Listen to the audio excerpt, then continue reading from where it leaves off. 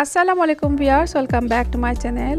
আজ আপনাদের সাথে শেয়ার করব আমার আরও একটি রেসিপি, আর তা হলো সুজির হালুয়া থেকে তৈরি সুজির বরফি। তো রেসিপিটি দেখার জন্য সাথেই থাকুন। ধন্যবাদ।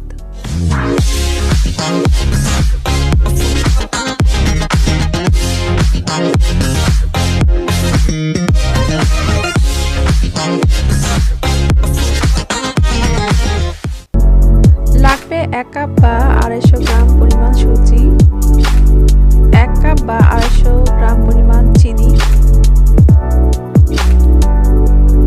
আধা কাপ পরিমাণ গাওয়া ঘি, লাগবে 8-10টি পেস্তা বাদাম কুচি, 2 টুকরো দারচিনি এবং 5টি এলাচ। এখানে প্রথমেই যে কাজটি করব তা হলো একটি ফ্রাই প্যান গরম করে সুজিগুলো একটু টেলে নেব 4-5 মিনিটের মতো। এই সময় চুলার আঁচটা মিডিয়াম টু লো ফ্লেমের মাঝামাঝি থাকবে। সুজিটা অনবরত নাড়তে হবে যেন পুড়ে না যায়। এভাবে চারদিকে রাউন্ড করে এবং মাঝে মাঝে মধ্যেখানে একটু নেড়েচেড়ে দিতে হবে। সুজিটা যখন টালা হয়ে যাবে তখন নামিয়ে নিব। একই কড়াইতে দিয়ে দিব 4 টেবিল চামচের মতো ঘি, তাতে দিয়ে দিব আস্ত এলাচ, দারচিনি, এগুলোকে কয়েক সেকেন্ড একটু ভেজে নিব। তারপর দিয়ে দেব টেলে রাখা সুজি। এবার এই ঘিয়ের সাথে সুজিটা 2-1 মিনিট আবারও মিশিয়ে নিব। আবারও খেয়াল রাখতে হবে সুজিটা যেন পুড়ে না যায়। এবারও চুলার আঁচটা মিডিয়াম টু লো ফ্লেমে রাখতে হবে। এইভাবে ঘি এবং সুজি মিশে যাওয়ার পর দিয়ে দিব চিনি।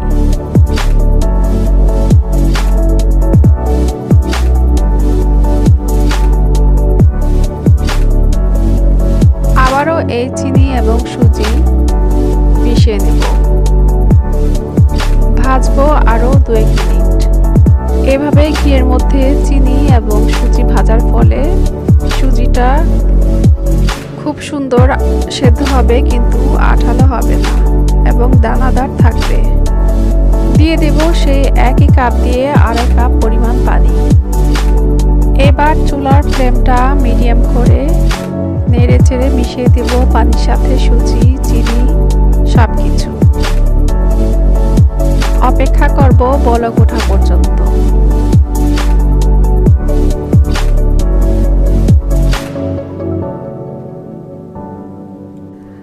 আর এভাবে মাঝে মাঝে নেড়ে দেব সুজিটা যেন চাকা লেগে না যায় বা পোড়া লেগে না যায়। এবার দিয়ে দেব 2 চিমটির মতো লবণ, তাও মিশিয়ে দেব। আপনারা যদি লবণ দিতে না চান তাহলে স্কিপও করতে পারেন। এর মধ্যে সুজির পানিটা টানতে শুরু করেছে, আর সুজিটা কিন্তু সব সময় এভাবে নাড়াচাড়ার মধ্যেই রাখতে হবে। এইভাবে সারাক্ষণ নাড়াচাড়া করতে হবে আর অপেক্ষা করতে হবে পানিটা শুকিয়ে আসা পর্যন্ত।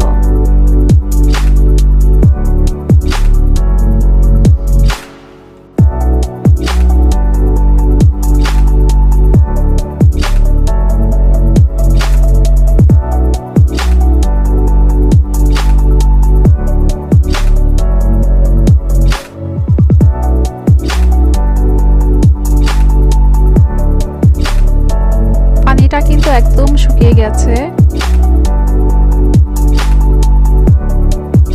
এবার আবারও অ্যাড করব 2 টেবিল চামচ পরিমাণ ঘি। এই ঘি সুজির হালুয়ার সাথে আবারও খুব ভালো করে মিশিয়ে দেব। রান্না করব 3-4 মিনিটের মতো। এর মধ্যে কিন্তু নাড়াচাড়া করাটা একদম থামানো যাবে না, তাহলে পোড়া লেগে যাবে। সুজির হালুয়া রান্না করার সময় পানিটা একটু কম বেশি লাগতেই পারে, তবে তা অবশ্যই আপনারা যখন পানি দিবেন এবং পানিটা বলক উঠে কমতে থাকবে তখন একটু খেয়াল রাখবেন।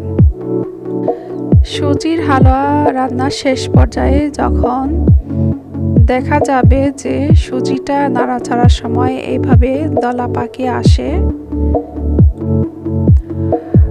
আর নাড়াচাড়া করলেই ঘিটাও একটু চেপে চেপে উঠে আসে,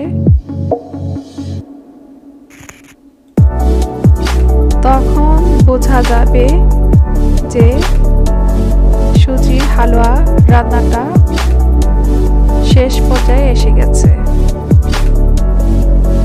তখন আরো 2-1 মিনিট নেড়ে চেড়ে চুলার জালটা অফ করে দিতে হবে। আমি আশা করছি আপনারা আমার এই সুজির হালুয়া ফলো করে যদি রান্না করেন তাহলে সুজির বরফি কাটার জন্য একদম পারফেক্ট হালুয়া হবে। এবার এই সুজির হালুয়াতে আমি যে এলাচি দারচিনিগুলো দিয়েছিলাম সেগুলি উঠিয়ে নেব এবং একটি ডিশে একটু ঘি ব্রাশ করে গরম থাকতে থাকতেই সেট করে দেব।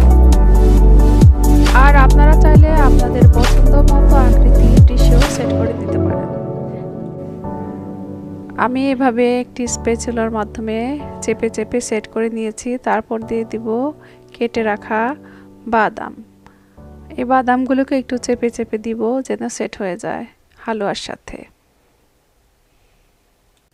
তারপর 15-20 মিনিটের মতো অপেক্ষা করে আমি কেটে নেব বরফি সাইজের করে।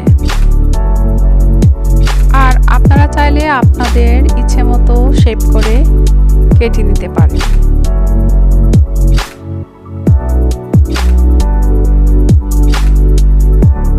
যারা আমার এই চ্যানেলটি সাবস্ক্রাইব করেছেন তাদেরকে জানাই অসংখ্য ধন্যবাদ। আর যারা এখনো সাবস্ক্রাইব করেনি তারা প্লিজ একটি সাবস্ক্রাইব করে দিবেন আর পাশে থাকা বেল আইকনটি বাজিয়ে দিবেন যেন নোটিফিকেশনের মাধ্যমে আমার নতুন নতুন রেসিপিগুলো পেয়ে যেতে পারেন। আমার এই রেসিপিতে করা সুজির হালুয়া দিয়ে বরফি আপনাদের কেমন লেগেছে তা জানাতে ভুলবেন না। আবারও চলে আসবো অন্য কোনো সময়ে অন্য কোনো রেসিপি নিয়ে আপনাদের সাথে শেয়ার করতে। এর মধ্যে সবাই খুব ভালো থাকবেন। আল্লাহ হাফেজ।